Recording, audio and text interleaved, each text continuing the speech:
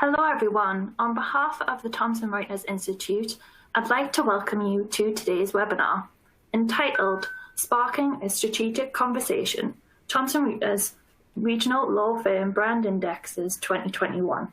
Before we jump into the discussion, I would like to highlight a few housekeeping items. Today's program is being recorded. For those of you joining live, a recorded email will be sent to you shortly after the live session. Our panelists are welcoming questions, so please feel free to submit yours in the Q&A box on the left-hand side of your screen.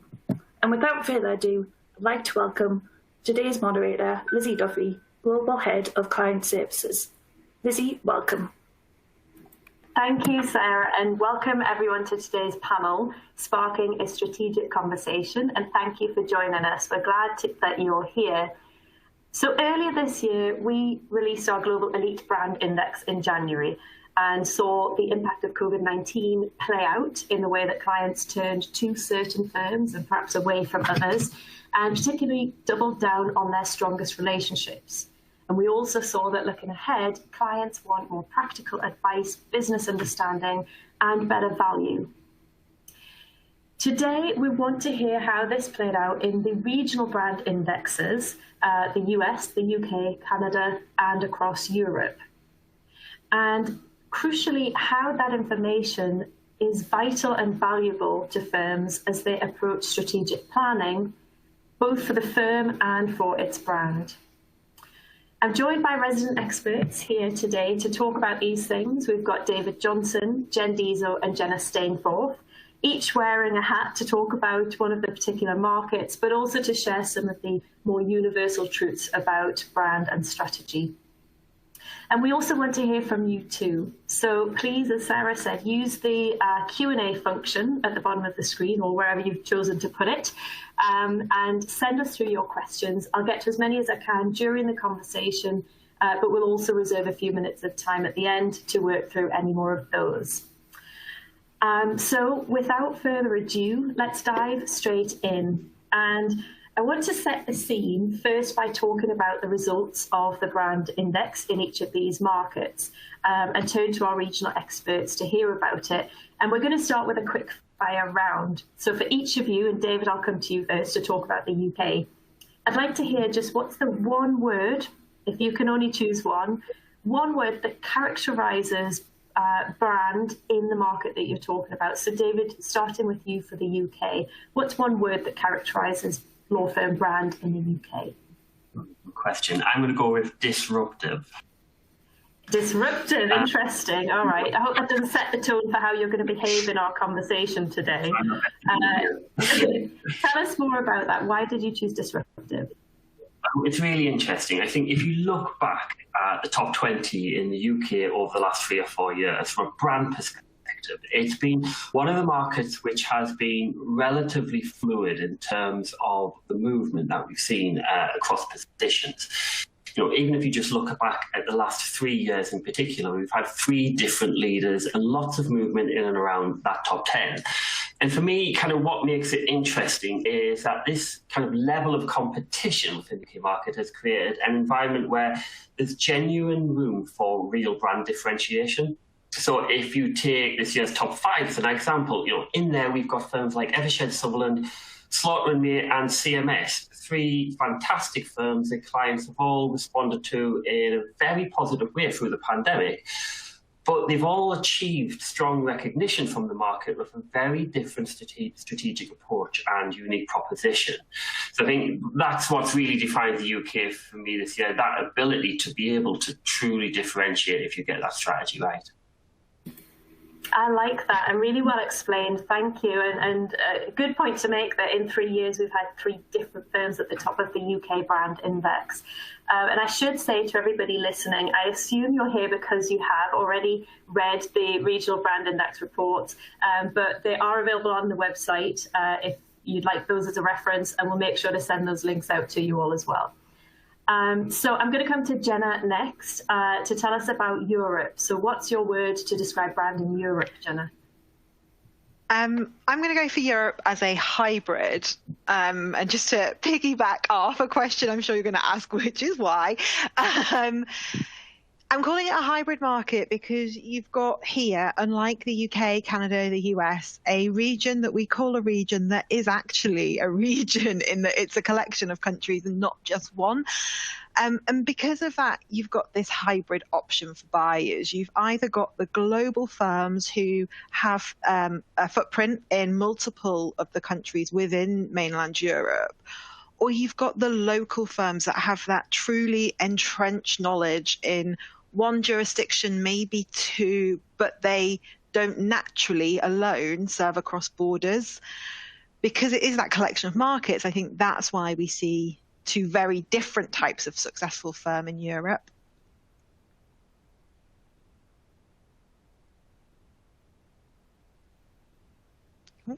Oop, Lizzie, I can't hear you. You may be on mute.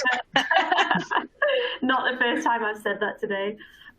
Just to say that's really interesting. It's true to say that we talk about the regional brand indexes, but we're talking about country level indexes for UK, US and Canada, and Europe is more a collection across markets. So it's interesting to see how that plays out. Thanks, Jenna.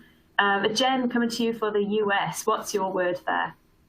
Sure. So the word is definitely fragmented. And I think, interestingly, even though it is a singular country region, I think very different from other markets like the UK or Europe. In the US, you really have this extremely large population of law firms who are jockeying for what is ultimately a very diverse and dispersed geographically population of buyers. So what you tend to see in the US market is a lot more dilution in terms of how many firms are really truly sitting at the top of buyers' minds, and how much mind share those firms really have. So in the UK or in Europe and Canada, you may see your firm leaders having sort of 20 to 30% of that top of mind awareness, whereas in the US, it's about half that. So you really start to see the firms who are able to sit at the top of the market are those that have this strong commitment to their strategy and a real sense of self in order to carve out that position in the buyer's minds. Yeah, it's so true. And then added on top of all of that, you've got the dynamic of different jurisdictions across the US as well for firms to deal with. And I think often that full rounded US picture, when we look at the brands standing out strongest in the US market, it's rare that for a firm that is how they look at the US market. They're usually a bit more, firms that tend to be a bit more regionally focused or perhaps practice focused. Absolutely. And yeah, we'll see that play out for sure in terms of the firms that have risen in the ranks this year in particular.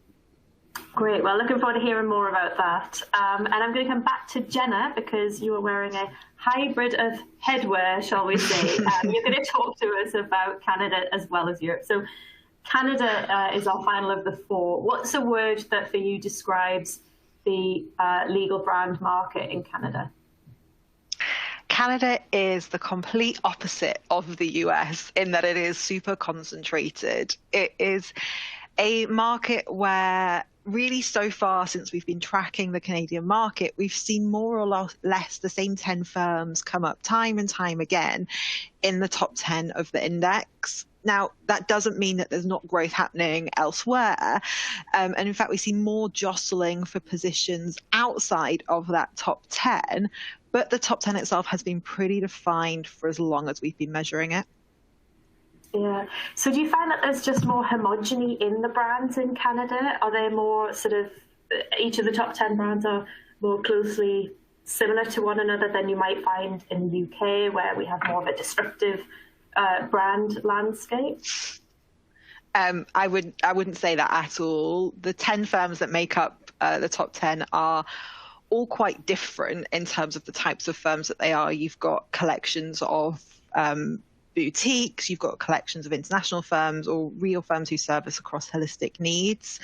But one of the things that's really interesting in Canada when we look at all of the different metrics that feed into the index is that all of the firms in the top 10, they stand out for their ability to make it into the top of, it's not even the top 5, but the very top of clients' most used firm lists. Over half of the market name one of the top 10 as the firm that they use the most, and 3/4 then kind of put a second or a third, a little bit lower down in that top 5 list. So what that shows is that these firms are having conversations with their clients that position them not just, one-off for a transaction, but it is a real relationship conversation that puts them as a go-to for either a particular type of work or really across holistic needs. I think that's what makes the firms so entrenched in that marketplace. That makes sense. In such a concentrated market, you're going to have an overlap of client base, so it's going to require some real relationship power to differentiate. That's so interesting. And so I want to ask now, we've sort of heard from each of you about the 4 different markets and how you would characterize those in brand terms.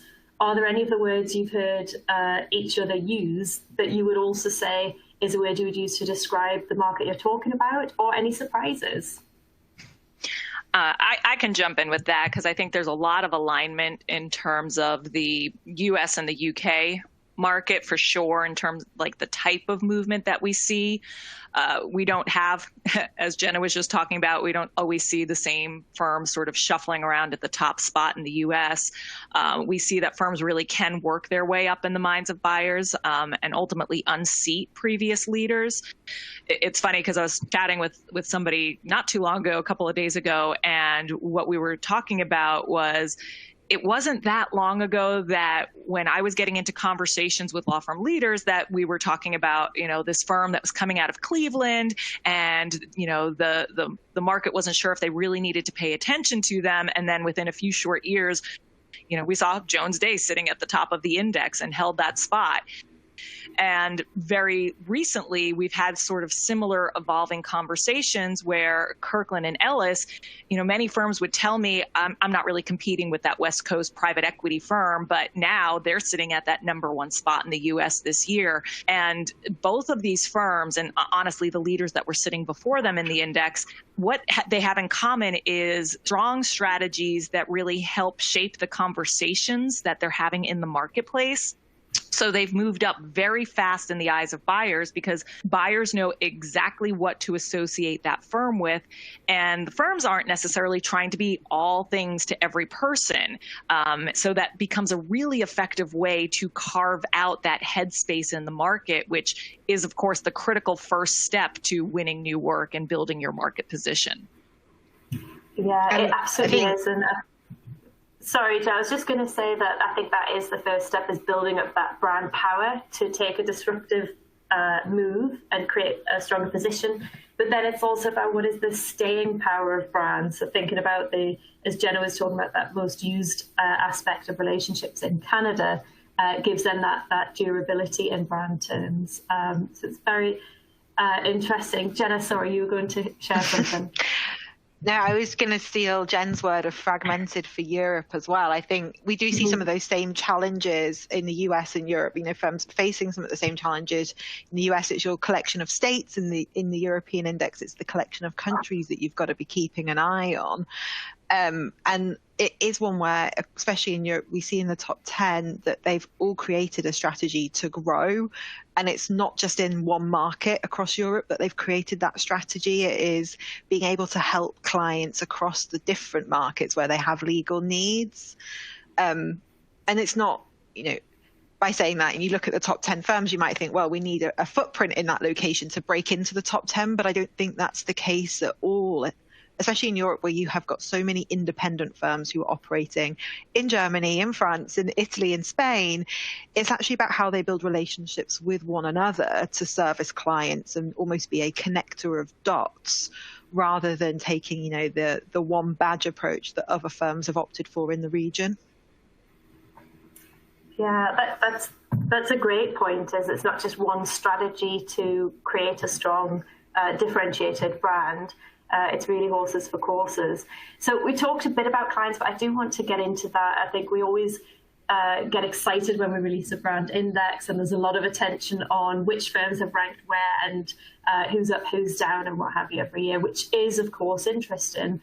But there's such a richness of data to be understood behind the index results that actually tells us and reveals a lot about the client behaviors and the market trends that are creating the rank positions that we see in the index tables. So I want to ask just, 2020 was a year like no other. Besides COVID-19 pandemic and the lockdown in many markets, we also in the UK and Europe were, rolling towards the final days of a Brexit deal by the end of the year. And plus we had a big election year in the US. There was a lot going on. How did all of that impact on clients' businesses and therefore the shifts that came out of that in terms of client behavior and attitudes, the types of firms that they were now drawn to and why? So talk to me a little about the key shifts in behavior that you saw in your markets. And let's start with the UK, David, if you don't mind. Oh, where to start? A lot happened last year.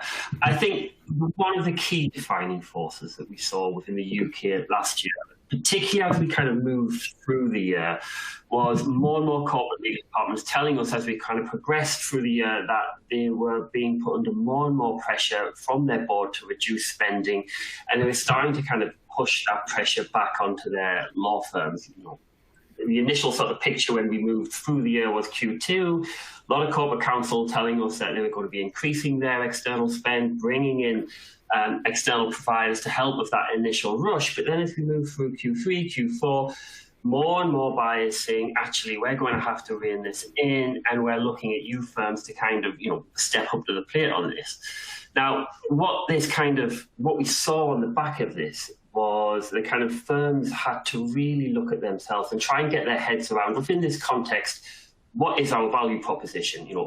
Under what circumstances does the work that we provide maintain the sense of value that we feel that we're worth? And I think what's interesting is in terms of how that relayed into the brand index results is it didn't just, it didn't turn into a race to the bottom on pricing. We start to see firms really kind of sharpen their pencils and stand out for specifically different things. So, if we take that top 5 again, we've got firms in there who've stood out for being the safest pair of hands that money can buy. By no means the cheapest firms within the market, but ones that firms really gravitated to across the course of last year. We've also got firms in there who have done well by focusing on relationship building, and proving to clients that, they are the firm that they want to invest in developing a relationship over the next 5 years.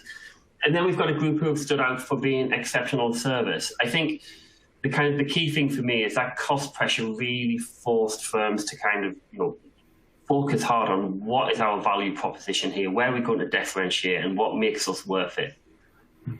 Yes, it's such a great piece to see that even during the pandemic year, that the pressure building behind clients' need for value that we've recorded in the last 10 years, it didn't slow down. It might have changed shape a little bit during the pandemic, but it's still very much at the forefront of clients' minds.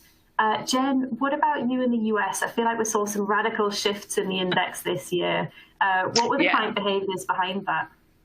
Yeah, a lot of the big shifts that we saw in the index were very much driven by just the year that 2020 was, and the firms that we saw really kind of rise up in the index, we'll focus on the positive, were those who were very able to capture the attention of buyers in the market. So one of the biggest sort of segments that we saw rise up first, of course, we saw a big jump in labor and employment boutiques.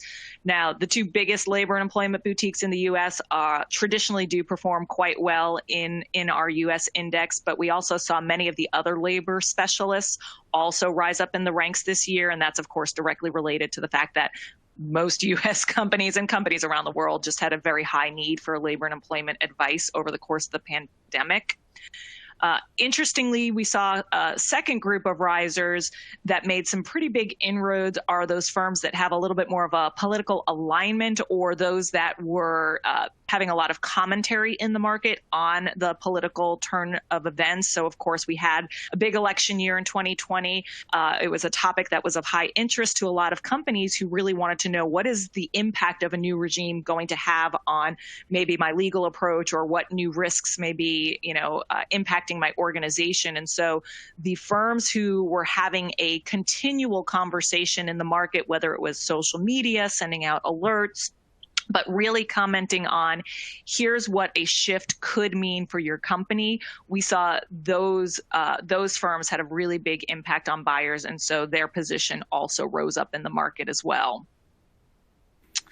There was a third group that also saw a pretty big rise. Now, this was not necessarily specific to 2020, but we see this happen every year that it happens, is the firms that go through kind of a major merger. So there were a number of firms that had pretty big mergers in the US last year.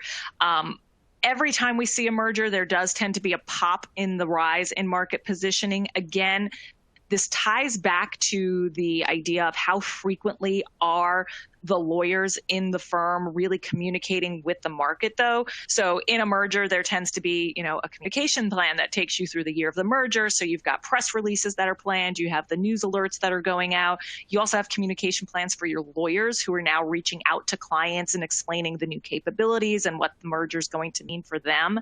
What we do tend to see after the year of the merger is that market position does tend to slide back because, quite frankly, the communication plan has run its course. And so we start to see lawyers kind of revert back to their old communication sort of plans. I think what's interesting is when you look at 2020 with this kind of microscope of seeing people either talking about a pop in needs, which was labor and employment, or a very unique event, which was the election, or the mergers, it's clear to see that the communication around those types of events do help drive firm positioning. And so what I would be kind of asking myself as a firm is, how do we make sure it's not just the unusual that helps us rise in the ranks, but how do we actually harness this and make this something that we can sustain regardless of what is really happening? Yeah, that's such a great point. And there's sort of, three completely different drivers of brand growth there in the US market that you just talked about. And they really reflect the difference between the push and pull factors. So demand is going to push clients to a certain firm, whereas the pull factors are the communication strategies that firm have, whether it's around a merger or a focal point that they're continuing to message around. I think that's so important is always to come back to the fact that the biggest influencer on a firm's brand position, at least for the awareness side of things, is that contact that's being created with clients in the wider market. And I think rather than the index being just a reflection of what happened to firms, what's a better use of it, and that's interesting, but a better use of it is actually to make it less of a reactive or reflective process and think, how can we as a law firm use this intel, use this information to actually drive forward our strategy, to carve out what position we want to be in the market, and then how do we go about doing that. And Jen, I want to come to you next and just ask how you recommend that firms, or how you're seeing firms actually use the index results in that strategic way, rather than just reflecting on what happened to their brand. How do they use it to drive brand forward? Well, one of the things that I would say whenever the brand index is released is it's so great in guiding a firm's strategy because it's all from the client's perspective. I think that kind of gets lost a bit in as people look, are we first? Are we up? Are we down? Where are we? Forgetting actually that this is client opinion that's fed into this, and not just existing clients, but also the potential white space that there is in the market for your strategy to grow into. It's such a great point. Sorry, it's just such a great point to bring it back to this as the client view of things. Thank you. And I think one thing I was going to say is, when you look at the brand index overall, of course, there's going to be movement because clients, as Jen has, just pointed out by talking about the three things impacting the US, clients are going to be looking for different things at different times. And your strategy isn't always going to ring true to the whole market unless you're trying to be that jack of all trades firm that can serve those holistic needs. And what we see is that you, of course, want to see growth. Ultimately, going upwards is always the positive thing to be. But for me, I think that consistent growth isn't always sustainable, especially if you are already at that top end of the market. regardless of where you sit, I think what you want to look for is consistency in how you're ranked. There's lots of firms that kind of fluctuate. They go up one year, they're down the next, and they don't have that consistency in how the market is considering them, what they're considering them for, because of course it's an umbrella of many different metrics that feed into this index piece. So you want to make sure that, yes, your strategy is going in the right directions for the elements that you're really focused on. But also I think you want that consistency over time so that, you know, your proposition itself can stand the test of time, which I think often gets lost as well in law firm strategy conversations. They're kind of 3 years long. They're not necessarily looking beyond that horizon. Yeah, and I would actually piggyback onto that a little bit, because that's how I end up getting into conversations with firms as well, that, you know, the brand position's the brand position, and you know, everybody likes kind of seeing where did I come out. But to me, it's always about tying it to the underlying metrics that go into the index. You know, the regional indexes in particular, you know, we kind of have two different sets of metrics that feed into what ultimately positions people on that index. And they tie very closely to those firm strategies that you're talking about, Jenna. So first, what we have is essentially measuring yourself on how well are you aligning with clients and their needs and building out those relationships. So in the US and in all the regional indexes, in fact, we are looking at which firms buyers tell us they're most favorable to, who they say they use the most. And that really gives you that insight into how well you're building out relationships, not just, you know, how many people know you, but are you actually building out relationships based on that awareness? The other factors that go into the index are very specific work types. So we track things like which firms buyers most consider for top-level litigation or top-level M&A. Now, depending on what your firm's strategy is, those underlying metrics, to your point, Jenna, is where the consistency really matters, right? Because there's definitely a group of firms that I have conversations with where they are looking to be client relationship driven. I want to be, you know, the client service firm. I want to have those go-to relationships. And so I might be focused on just those first two metrics I talked about, favorability and being the most used firm.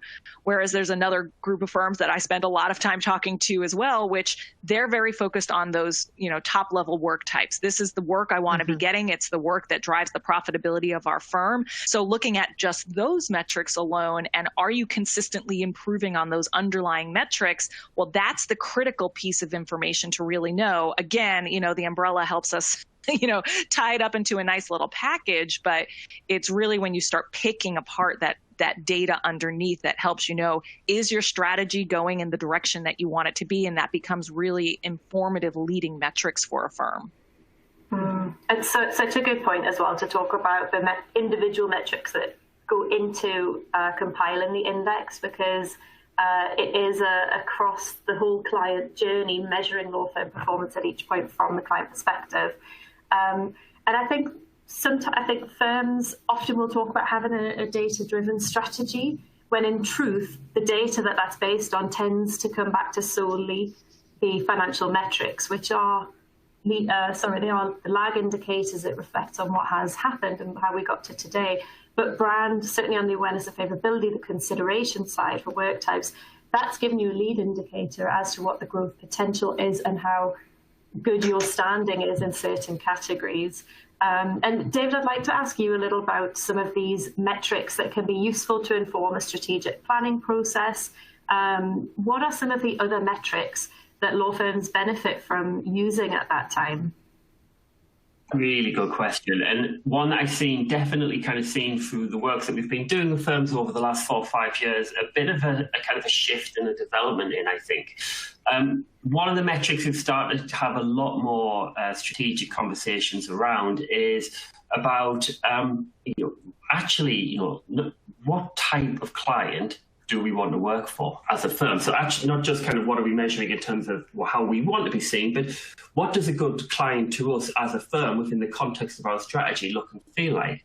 So some examples, do we go down a pure sector-driven path where, the firm can build a massive understanding about the business pressures clients are facing and then leverage that knowledge to develop competitive advantage? Or is the kind of firm strategy about size, either doing the most important work for the largest companies? Is this a FTSE 2000, FTSE 250, play, or is it about investing in high growth potential and targeting clients who are on a journey? Longer term play with more upfront investment, higher risk, but the rewards are fantastic if it works out. I think regardless of the strategy, thinking about who we want to work with and what defines their behaviours is absolutely kind of crucial and sometimes overlooked component of that discussion. Yeah, great that you mentioned sectors there, because it's certainly, developing a sector strategy as a go-to-market strategy and as a client relationship building strategy, it's something that law firms are really tuning into more seriously than ever now. But there's still quite a difference between the firms that have a sector strategy that's really just a marketing label versus the firms that are genuinely and authentically organizing their business and their talent and their client activity through the sector verticals rather than through the practice organization structure. So I think that's certainly an area that if firms are genuinely committed to a sector strategy, those are some of the most important metrics to have in there to make sure that talent is working together across practices to serve clients in a sector, and they're looking at revenue through that sector lens as well. So I think we've got perhaps a minute for a couple of best practice examples before we wrap and move to audience questions. But perhaps I'll come to Jen first. What's a good best practice example of a firm who's genuinely data driven and using whether it's the index or other metrics in their approach? Yeah, it's a great point. Who actually takes the data and does something with it other than just kind of look and see where they are each year? I've been working with a firm where one of the things that they did was they were really, to your point, in fact, we're looking at building out a true industry approach to the market. And so what they engaged us to do was, how do we use this data to understand their current performance? And so taking a lot of the metrics that we use in the index, it was taking that kind of awareness in a particular industry, but then isolating on just that industry and saying, okay, when people are aware of us in this industry, are we then also being considered a favored firm? Are we also getting access to the work types that we want to get access to? So we ran essentially what we call funnel metrics, conversion metrics, and isolated those brand index on just that industry. But then the next step we did was we actually had a workshop with the partners who were going to be leading this, essentially a cohort, and did an entire SWOT analysis for that group. So we looked at what are buyers saying about that firm, what are the biggest threats from competitors, what are buyers saying about the competitors in the industry, what's the strength of the relationships that the competitors have, so how easy essentially is it to go and unseat those entrenched competitors that are always playing there. And then the final step of that workshop was sitting down and actually putting down concrete goals and metrics to measure against those goals. So essentially we wrapped up the session saying by the end of next year, this firm wants to make sure that they're in the top 30 most used firms in this industry. And they want, X number of billion-dollar plus companies to see them as that, most favored firm. So they took the data, used it to kind of get that baseline, but then built in metrics that we can now track for them to make sure that they're, the initiatives that they put in place are helping them achieve that goal that they're looking for. Thank you for sharing that. I think it's always such a helpful exercise to work through that process with the partners involved and being able to all get together and have an honest conversation about it that's informed by good evidence and set goals as a team and commit to them and put that accountability in place, because that's how you really do make it happen. So the honest conversation's the funny piece, right? Because at some point you can't argue with what the buyer is saying. It's just like, well, here's where you actually sit. I know you all think one way, but here's data. Now, what do we think we do good? Because that's important as well, but we've got to mesh those two perceptions together. Yeah, and they can be tough conversations, but I genuinely find having that evidence base is a great way to also sort of bring partners around to understand, okay, that this is how I see things, looking out, but looking in, it might be a bit different. Great, well, thank you. So Jenna, do you have an example you want to share more on the sort of client relationship side? So how firms are using data for best practices, or best practice how firms are using data to help grow their client relationships? Yeah, so one of the best examples that I've seen is a US firm who, as part of the data that they were capturing, saw a real gap, both in terms of the client's perception, but also ultimately in the experience that clients were having around one particular metric, which was responsiveness. Now, because this is a US firm, and because responsiveness is one of those things when it's so obvious when it's there, it's equally as obvious when you're not replying to your clients' emails. They just wanted to, in this hyper-responsive market, ultimately improve that metric. One of the things that our data showed was that if they were to just shift the needle on how responsive clients saw them to be, they would then also be able to improve their overall satisfaction, then clients' likelihood to recommend that firm. And Net Promoter Score, as we know, is another great lead indicator.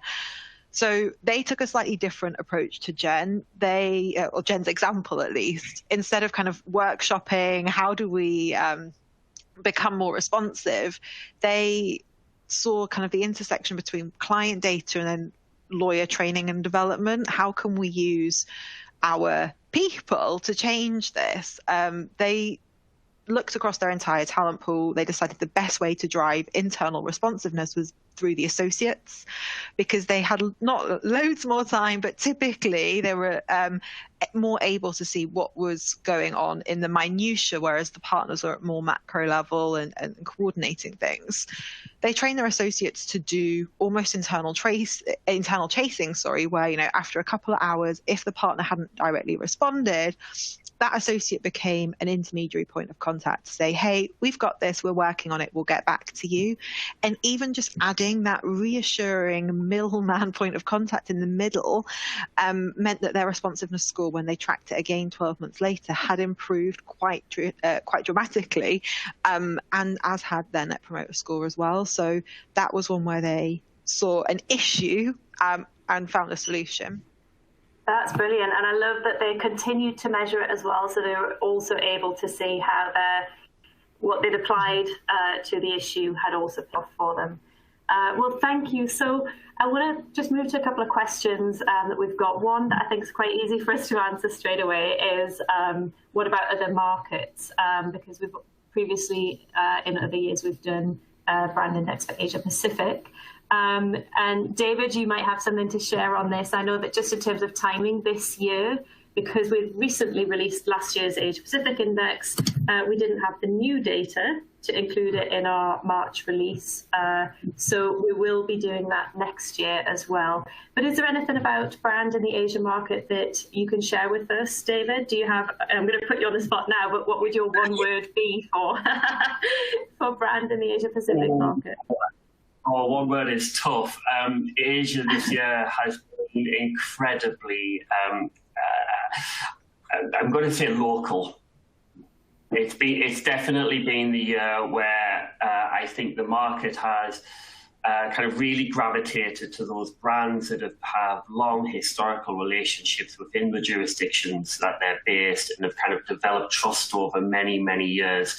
It's been, flight to quality, I think, is another sort of way of describing it. It's definitely been an interesting year within Asia, where maybe some of the more international firms that we're working with have not seen kind of strong results, whereas and local players have kind of really made some ground on it from a brand perspective this year. That's brilliant. Thank you very much. And I know I put you on the spot, but I know that you're cool under pressure. You can handle it. So just before we wrap up here, and I know there are other questions which we may just have to follow up with on email, but I do just want to get one takeaway from each of you, from everything that we've discussed here today, and then everything you know about how brand works and how to make it work harder for a firm. what's one takeaway that you think is really important for firms to hear today and to implement into the way that they approach brand and strategy? And I'm going to start with Jen this time. Sure. Yeah, for me, this is my current obsession. So for everybody who's listening, who's talked to me in the last month, you'll know exactly what I'm going to say. But it's making sure that the metrics that you are actually using and measuring against do align with your strategic goals and growth plans. Not every firm's, strategy is the same, so the metrics should also not be the same. And making sure that those leading indicators, as we keep coming back to, are going to get you to that goal you're trying to reach. That's such a great point, is to actually review the metrics you're using and make sure they're going to help you towards that goal. Thanks, Jen. Jenna, what's your key takeaway for firms? I think my main takeaway when it comes to kind of aligning data and strategy and branding and all of that is, don't forget about the client perspective. I mean, Lizzie, you said it yourself, people rely so much on the financials because, there's so many great reasons to track your financials, and I'm not saying ignore them altogether. But one of the things that happens when you feed in the client perspective is it might just alert your attention to a hole in your strategy that clients are really severely thinking about that you haven't yet started to consider. It might turn your attention to a real strength that is bubbling away in one corner of your firm that deserves a spotlight and a platform in your strategic plan for growth. Clients are ultimately the people that are spending the money that lead to those great financial results at the end of the day. So making sure that their perspective is continually fed in to the strategy, whether it's developing the strategy, tracking the strategy, as Jen mentioned, or tweaking the strategy as it's kind of going through its lifespan. Yes, that's so great. I always like to remind people that a firm's brand is certainly not the logo or the name or the colours or whether it's perpendicular or not. But if law firm's brand really is the collection of every perception and experience that everybody else has of your firm, that's what culminates in creating your brand out there in the market. So it's so important to bring that internally when you're doing your strategic planning and always keep updating and getting a fresh view on how that works out in the market. And your David, brand is what clients. Oh, sorry, I was just going to say, your brand is what clients say about you when you're not in the room. Exactly. And sometimes when you are. And David, what's your takeaway in terms of what's really important for firms to hear about brand and strategy? Well, look, I appreciate this is a lot easier said than done. But if I was to look across the index results in those firms who've done, particularly well in the last few years, I think it's a case of decide who you want to be famous with, what you want to be famous for, and then how you're going to measure progress against that, and then commit and own those three things. I think that's the key, fundamentally, from my side. That commitment's so critical. It is, and I think that reminds us that brand doesn't have to be something that just happens to you. It can actually be something that you control and have a great deal of input to. So thank you very much for the questions. Thank you to my esteemed colleagues for this great discussion. Every time we get together and talk like this, I always learn so much more and something new. So I do thank you all very much. And thank you all for tuning in. We hope that you found it insightful as well. We've got plenty more to share with you, so please do check out our website. And we'll send you the links to those reports as well. And I'm going to hand back to Sarah for our wrap-up. Thank you very much, all. Thank you, Lizzie, and thank you, panelists. It's been a great conversation. Thank you for your expertise today, and we are sincerely glad to have had you join us. And for those of you in the audience, thank you for your time as well. The link to today's recording will be sent out to you shortly, along with other links. So thank you very much. Goodbye.